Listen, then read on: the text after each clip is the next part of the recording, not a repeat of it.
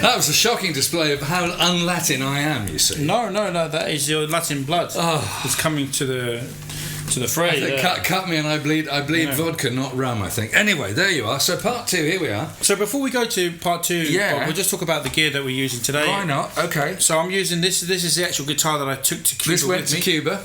And it came back in tough one piece. Tough old dog. Yeah, tough old boot. And it did come back in one piece, although 2 pieces actually, because I bolted the neck for the journey. Okay. It weighs a ton, that thing, doesn't it? 9 pounds, 9.5. 9.5. Oh, no, okay. 9.5. Okay. You know? Well, okay, so be the judge. 10, 9. Yeah, 9 well, 10. It's Les Paul territory. It's not bone crushing. It's not a lightweight guitar. Gaia tone. And then I'm going through a Ultic Lansing speaker with a Mystic Blues Dumble 50 watt amp, which is an old favourite. I'm playing your Navigator Strat. Yep. Which is a bit of a story, but it's basically a sort of 58, 59 kind of bit. Well, it's a Navigator chassis, but then a bit of Bitzer. Yeah. Alan Dingwall pickups. Yeah. No jiggery pokery under the bonnet or anything like that. No. Okay, original metalwork, which is quite nice. And this is a Crazy Parts in Germany. Crazy Parts from Germany. Who actually? No. The Crazy Parts don't like me at the moment. Why not, Bob? I called them out online because they don't answer email. Oh right. And they had a go at me, and so I went back and said, "Look, just answer your email." So at the moment. I'm not sure I'm in favour with Crazy Parts, but they're really good company and the product is fantastic. Yeah, it's really great. Yeah. These are interesting tuners. These are Cluson.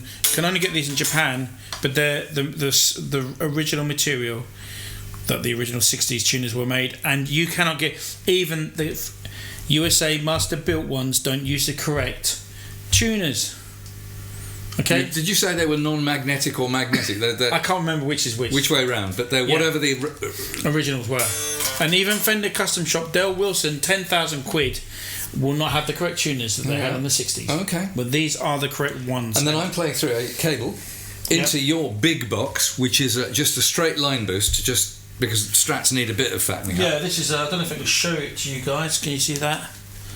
Yeah, and that's a posh piece of kit. That's an expensive piece of kit for a one-knob boost box. It is, but Julian Lange is a big fan. Okay, it sounds great. Yeah, it sounds really nice. Really clean. And then I'm going into a Filmer sound. No, you're not actually. I'm going through a Victoria amplifier Reverberamo. Yeah, okay. Which is giving him his reverb and a bit of tonal juice. Right. And then we're going into the Filmer sound, which I took to Cuba. And I left a cab there as well. So you just eviscerated the chassis. How did you pack it and travel with it? I packed that. I took the valves out and then I put it in a suitcase. All right. And I took a spare set, which was really good because when I got it all out on the bed, a couple of the valves rolled off the bed and smashed on the floor. Lovely. Luckily I had the. Try finding valves in Cuba. Try finding a lot of stuff in Cuba. But today this is going like food. Yeah, but I left a cabinet there in Cuba. For when I go back out there. Okay. And this is. But today Bob's going through a Roller 15-inch old organ speaker. Oh, 15-inch. From the 1960s. I mean, I'm not playing loud enough for it to make a difference, but Strats through 15-inch, they've got a particular thing. Yeah. That kind of hollowed scoop, but really bassy, funking. When Bob turned up here today, guys, he said, "Can I? The Strat through this is a great sound, but I need something else. I need a boost," and he actually asked for the big boost thing. Well, I'm documented as saying, of all the guitars, the one thing, a Strat, even a Strat with great pickups, it needs something between it and the amp. Just give it a lift. And who are we to argue with this man? Who are we to argue? And How dare you? And the reason why I said who are we to argue with this man is coming back to the theme of today's show, which is our man in Havana, me. But Graham Greene was a great writer, a great English writer, and here we have another great English writer, jazz hands. But this time, because I've been noticing his writings on the internet because he writes for his old job, and he's a very good writer for that. But now he's got a new job, and he's writing for Guitarist magazine, would you believe it or not? And so this is now Bob, the journalist, sitting next to me, which is an amazing thing. It's wonderful. So as Ramon said... Can you just tell us how it came up? Well, I've been writing about advertising for a long time, maybe 15 years. Mm-hmm. And that was how I made my career. And that's been going all right. They still tolerate me doing that. So I kind of...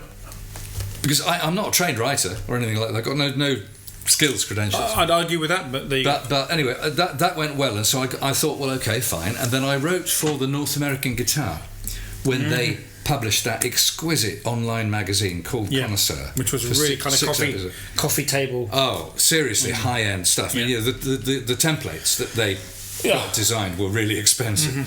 So I did 5 pieces out of the 6 editions they did. Incredible, yeah. That's probably a few years ago now. I did that, and so the guitar writing was okay. And they became part of Carter. They actually acquired Carter Vintage in America. So now Bob's got a bit of a name in America, which is probably the most reputable of the high-end dealers. Yeah. It's put it like this: its name is at least as good as anybody else's. And they know Bob now.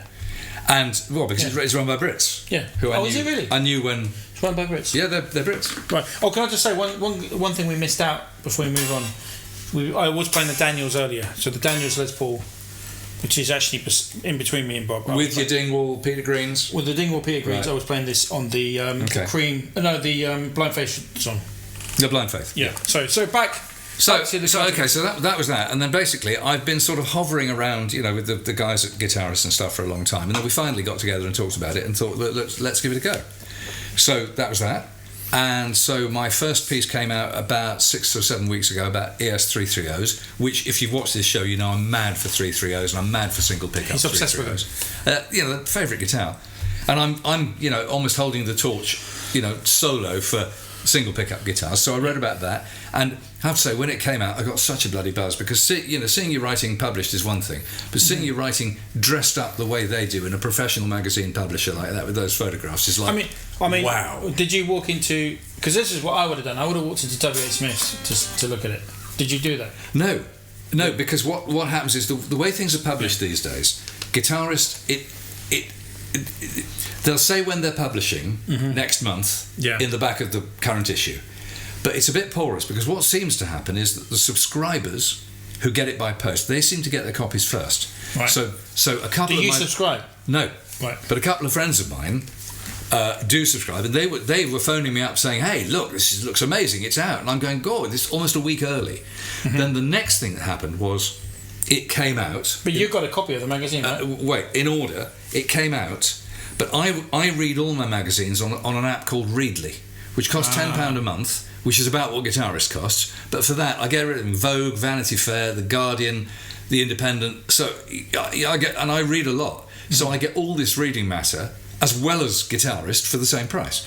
So I saw it first there and got all my rocks off.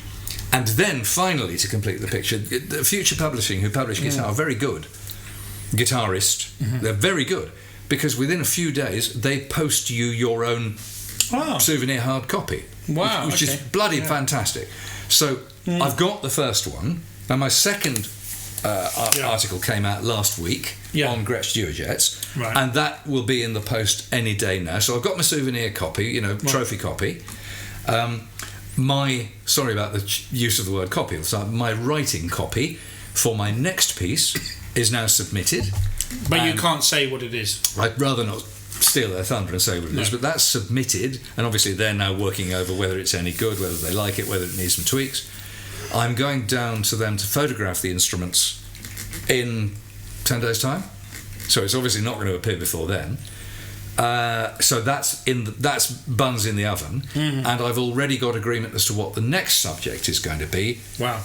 Which is fantastic as well. I'm very happy about writing about that. What I'm not clear about is the exact context, because the article may appear in the current form, or it may appear in a slightly different form in the magazine. How long does it take you to write one of these pieces?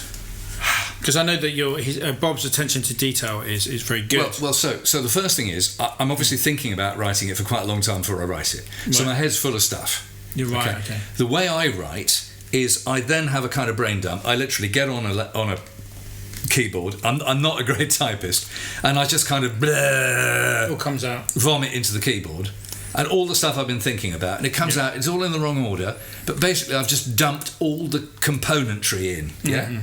And that doesn't take long. I could do that a couple of hours. Right. But then the slow, hard bit is making sense of my own gibberish and editing it. Putting it in an order. And putting it in an order, because what I want to try and do, and if you're a writer, what you want to try and do is you want to try and tell a story. Now, whether you're writing a novel or telling a history or just doing a piece for a magazine, so you want to kind of. I'm going to start at the start rather than what most people do, start at the middle. A lot of people have like 3 acts, don't they? They have a beginning act, a middle act, and then the end. Yeah, and because I'm writing about vintage guitars, really, I'm kind of almost describing the guitars and then commenting about how and why they were like that, and how and why it either works or doesn't work. But I've got to start off with, who were Gibson, who were Guild, whoever. A little bit about that, where they sit in the firmament. Usually I'm writing about instruments, golden age instruments, so we're kind of talking 50s plus or minus, but I'm talking about the evolution. And there's an awful lot of listing of things, like how did the fingerboard markings change, how did the pickups change, which can get a bit boring unless you spice it up with a bit of narrative. And I'm trying to put the odd opinion in, like on my blessed 330s. It is my considered opinion that a single pickup 330 sounds better than a twin pickup 330 because that pickup's in the right place, in the sweet spot. I know there are many people who have different opinions about this, and I've got 2 Epiphone Casinos at the moment which are visiting me, both vintage, and they're double pickup, and they sound great. But I still prefer my 330s. But so I'm putting a bit of opinion in because, frankly, otherwise I'm going to be a bit like a sort of vintage speak your weight machine. You've got to. That's why people like certain writers, because I'm going to read this guy's writer, and they've got some great writers who've been there a long time. Well, so Richie Barrett, who does the page on the here's some interesting chords, and then he does all the stuff at the back about how to play blues, how to play jazz, with all the tab and everything. Who's the guy that's been there? Neville Martin? Neville Martin's been there for a long time. Yeah, Neville Martin. He's a contributor. I think he's still now editor of the sister magazine, which is it Total Guitar? Right. Oh, that's I think so. Yeah. So he's still involved with the business, and also he has a monthly column as well, and he writes great. And the other guy that I've got to know as well is a guy who's really worth reading. He's the first guy I read when I get the magazine, Hugh Price. Oh yeah, I know him personally. Welsh guy. He actually interviewed me for the Film Sound piece. There you go. And what he doesn't know about stuff is not worth knowing. He knows a lot. Yeah, so he's a really fascinating guy for someone. In fact, do you have his overdrive pedal? No. Is it you that has his overdrive pedal? No. Oh, okay, maybe I'm thinking of someone else. He designed and built one, did he? Yeah, I thought you had it. No, I tell you who's got it. Tony Barrington's got it. Has he? And he brought it around your house. Right. So he's got one of Hugh Price's pedals. Okay. Because Tony, very well built. Tony introduced us. So shout out to Tony, by the way. He's a neighbour of mine in North London, and he's a great guitar player. By the way, Tony, he knows all the chords, and he's a great luthier. He knows all the chords. By the way, Tony, I need you to shave, re-lacquer the neck on my Fender Taquisto jazz guitar. So just preparing you for this. There you go, Christ. I tell you what, since I've met Tony, it's rained work. Yeah, but I'm first. Put me first on the queue. Everybody says that. Because I'm actually gigging. Anyway, he's a great guy and he's a great resource. So I met Hugh through Tony. Right. Got on really well. So actually, it turns out therefore that I know several people on Guitarist.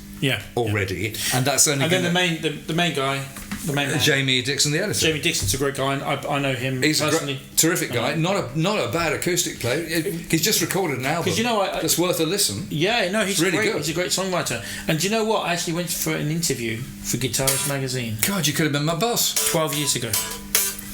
Assistant editor, but I didn't get it. Well, you could have been my boss. Anyway, but I met. So Jamie is effectively my boss, and he's got a great commercial team around him. So when it comes to submitting copy, submitting an invoice, getting paid, all that kind of malarkey, that's all really professional, like you'd expect. But remember, this is the guitar world, and frankly, nothing is too professional in the guitar world. So when you come across professionals, it's like really good. So guys, really thanks a lot for watching this video, and we're back again. Me and Bob are back again. We're going to come back with a vengeance, and what we're going to do for you is we're going to really improve the quality of the videos. Are we? We are. I know that's a bit of a bombshell for you. Well, the thing is, we've basically got 2 options at the moment. When we record like we are here at Ramon's, we record the sound better. The sound's amazing. The sound's better. But the video's shit. His camera's a bit troublesome, which is why we're now recording on the iPhone. Yeah. But in principle, you've got also he's got the software to both. And this is actually go through a Neve preamp. Encode the sound better, and also he's got professional level video editing software. Whereas when we record at my place, we record on this iPhone and an iPad, and I edit in iMovie. iMovie's fine with 2 inputs. But anymore, and it gets terribly confused. And if you think it's getting confused, I get even worse confused. So we've kind of got amateur and pro level recordings. But you're pro now because you're writing for Guitarist magazine. Yeah, but pro writing and pro video are two different things. So when we record at mine, it's probably still going to be there's going to be some limitations on the sound, because the other thing is by the time you've got all the guitars and the amps in a room, and then you've got all the lights, all the mic cables, the interfaces and everything, you can't actually move. And this is where my OCD comes out, because I really like emptiness and space. And the idea of being in a room full of cables and shit, like we are now, I get really quite antsy. I've had to restrain him, because this is really affecting him. Well, and the trouble is then I can't fucking play. So that's the problem. So the OCD thing gets a bit. So I like everything to be kind of neat and tidy. And the great thing about doing it with an iPhone and an iPad is it's neat and tidy. So anyway, that aside, Bob, what we're going to do now is we're going to end on a Cuban masterpiece called Chan Chan, and I recorded in the studio where they wrote Chan Chan, and the first recording of Chan Chan, which is the first song on Buena Vista Social Club. This is like kind of the most famous Cuban album ever in the Western world. The first version of Chan Chan was recorded in the studio where I was working, and not only that, the guy that played congas on that original version was playing congas with me. Amazing. So there you go. And we're going to play this, and Bob's going to play in D minor. D minor. And I'm going to play the chords. And we're going to see more of my spectacular Latin lead playing. No, this is the next. This is Bob Santana. Bob or Carlos Wooten.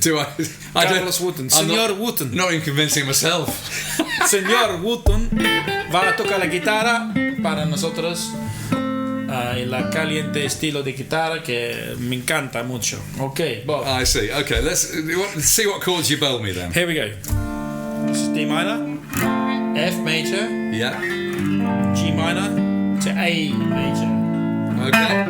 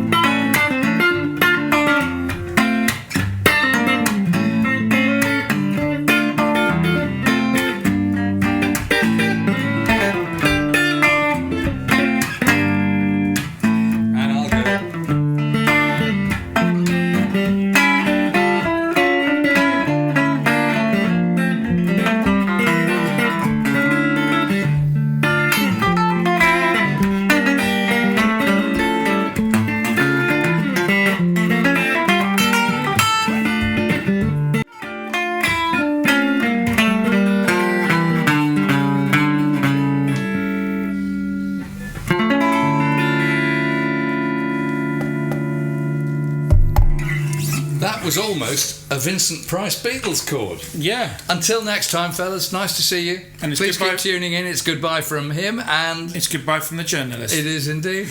Take care. A man in Havana.